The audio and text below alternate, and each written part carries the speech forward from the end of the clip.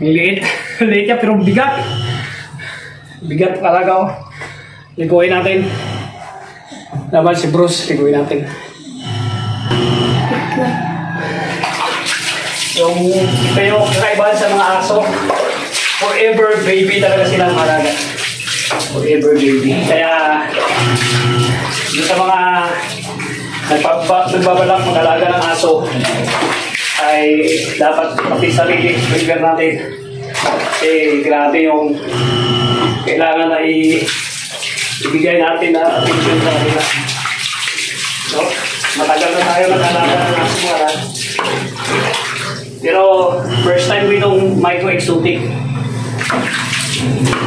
Doon sa mga nangarap. Dati pangarap ko itong mga alaga.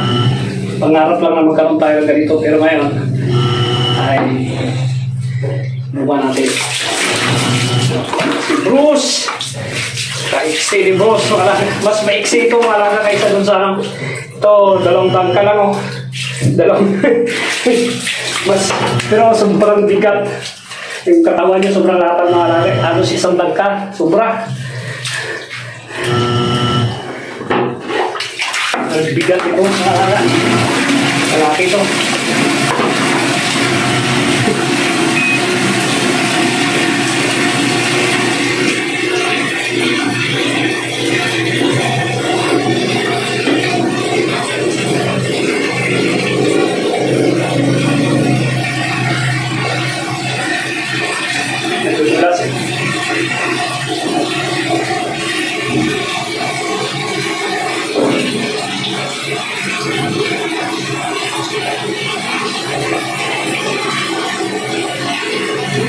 Pinawisan ako magbuhat sa ibro pa.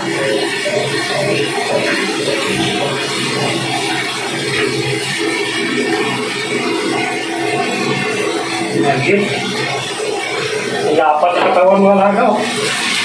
Pero pag first time mo sila makita mga alaga, akala mo puta.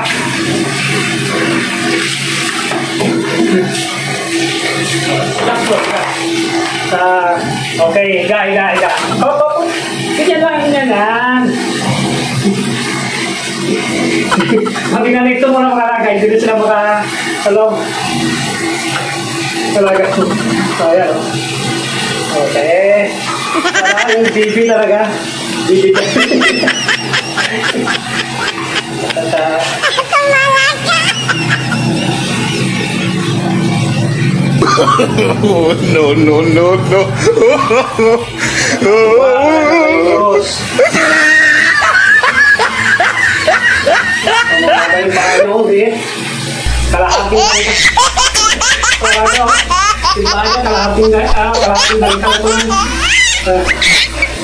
Kalahati lang.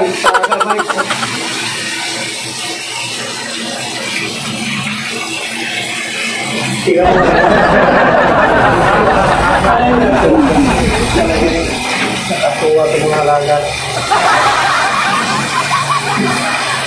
Pa natin yung mga bos ay, ano mo, sa Airman.